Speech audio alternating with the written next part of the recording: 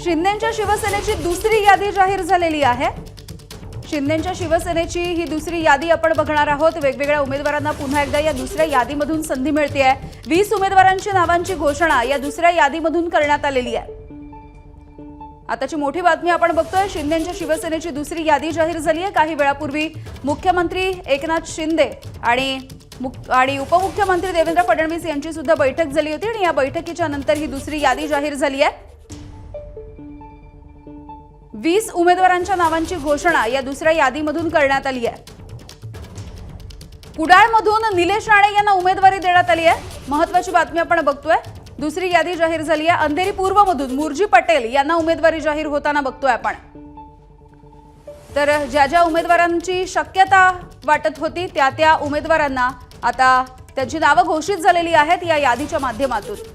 अवघे 2 दिवस शिल्लक आहेत आपला उमेदवारी अर्ज दाखल करण्याचे आणि त्यामुळे हे याद्या जाहीर होताना आपण बघतोय। शिंदेच्या शिवसेनेची ही दुसरी यादी, कुडाळमधून निलेश राणे यांना उमेदवारी आणि त्यासोबतच मुरजी पटेल यांना अंधेरी पूर्वमधून उमेदवारी जाहीर झालेली आहे।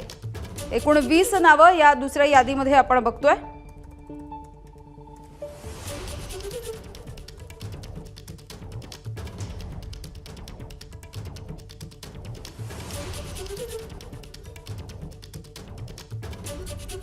सूरज सावंत आपल्याला याविषयीची अधिक माहिती देत आहेत। सूरज, कोणाकोणाची नावं आहेत सध्या? आपल्याला काही 2-3 नावं स्पष्ट होत आहेत।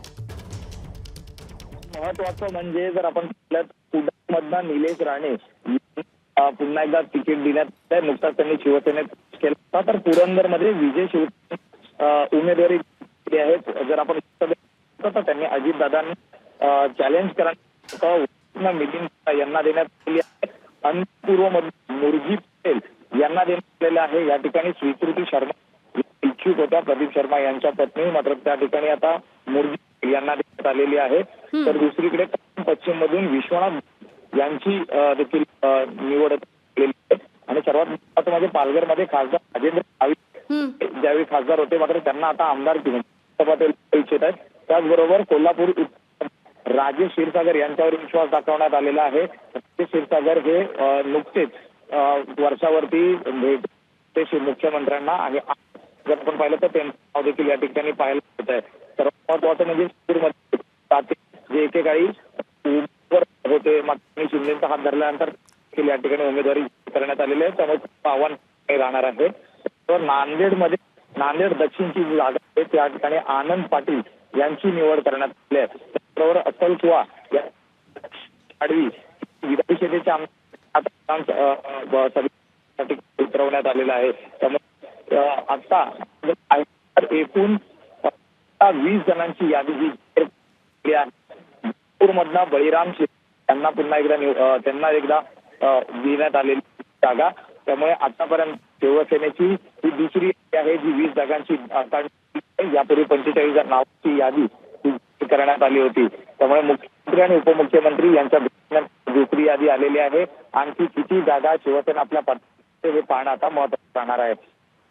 अगदी सूरज, धन्यवाद सूरज या माहितीसाठी। आपण बघतोय शिंदेच्या शिवसेनेची ही दुसरी यादी, या यादीमध्ये 20 उमेदवारांना संधी देण्यात आली आहे आणि या यादीमधून आपण जर उमेदवारांची आणि मतदारसंघांच्या जर गोष्ट बघितली तर कुडाळमधून निलेश राणे यांना उमेदवारी जाहीर झाली आहे। अंधेरी पूर्वमधून मुरजी पटेल यांना उमेदवारी दिली गेली आहे। चेंबूरमधून तुकाराम काते, रिसोडमधून भावना गवळी यांना उमेदवारी देण्यात आली, ज्या भावना गवळी यांचं लोकसभेला तिकीट कापण्यात आलेलं होतं।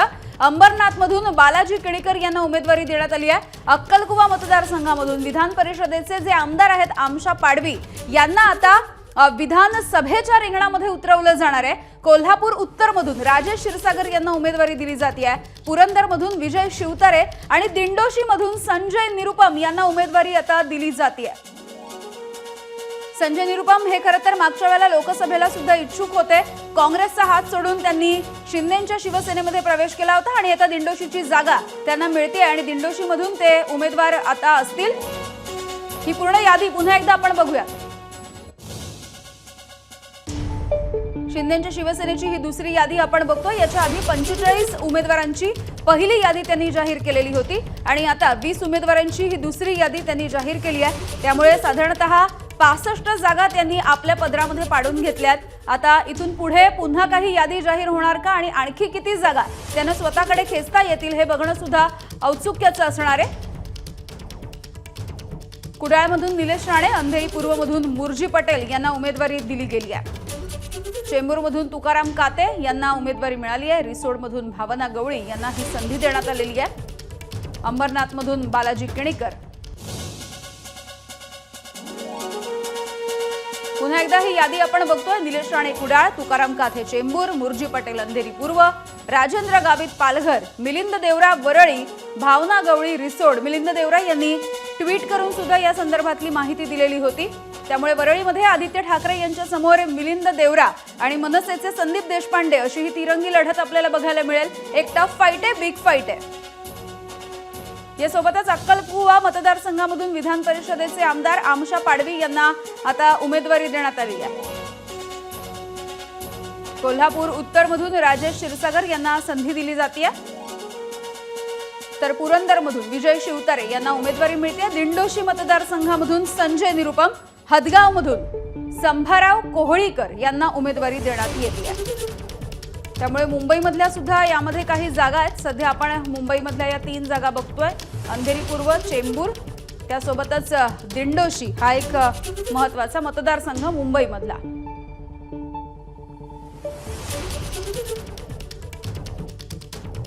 तर एकूण 20 जागांची ही दुसरी यादी जाहीर झाली आहे. पुरंदरमधून विजय शिवतारे यांचंही नाव समोर आलेलं आहे. पुरंदरमधून विजय शिवतारे यांना संधी दिली जाते. विधानसभा निवडणुकीच्या रिंगणामध्ये त्यांना उतरवलं जाणार आहे. कोल्हापूर उत्तरमधून राजेश क्षीरसागर यांना सुद्धा उमेदवारी दिली जाते. वरळीमध्ये मिलिंद देवरा यांच्या नावाची घोषणा झालेली आहे. नांदेड दक्षिण आनंद तिडके पाटील यांना उमेदवारी जाहीर होतीये. त्यामुळे मुंबईसह आणखी काही या महत्त्वाच्या जागा ज्या कोकण आणि पश्चिम महाराष्ट्रामधल्या आहेत या जागांचा या यादीमध्ये समावेश.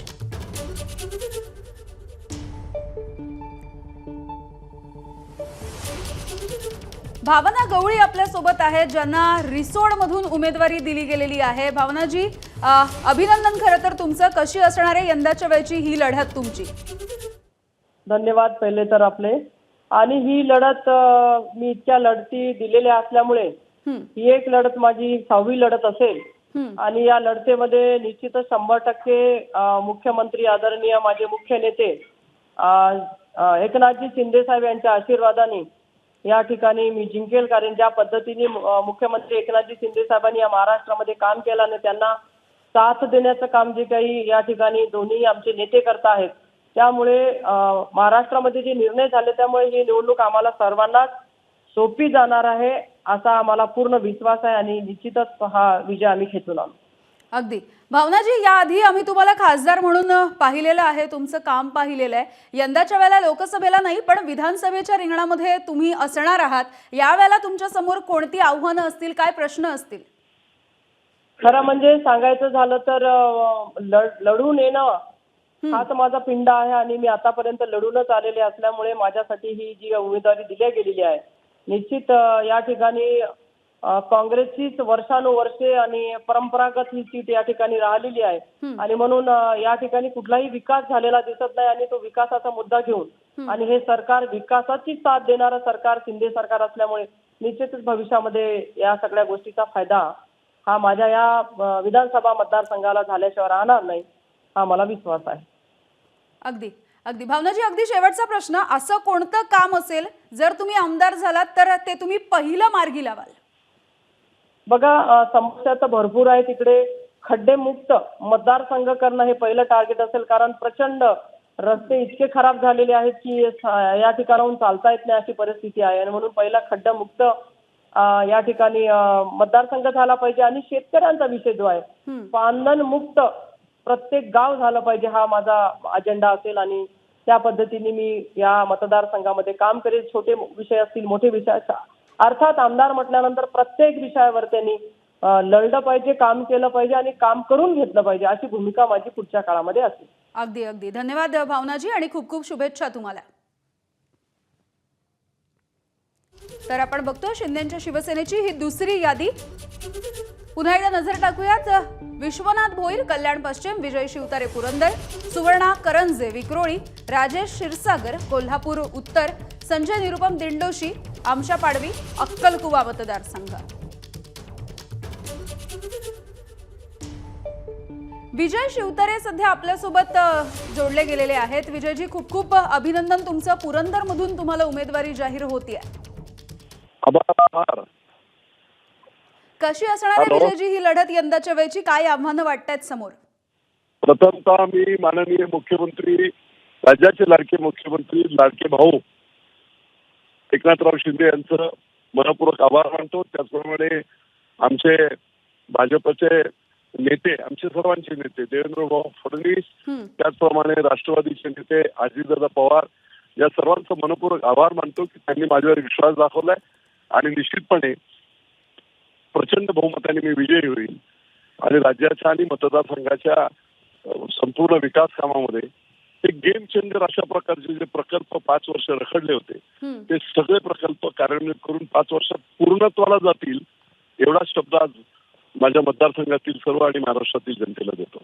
अगदी विजयजी, खरं तर लोकसभेच्या वेळेला झालेल्या काहीशा कुरबुरी पाहिलेल्या आहेत, मात्र यंदाच्या वेळेचं एक वेगळं आव्हान असणार आहे, त्या आव्हानाकडे कसं बघताय तुम्ही?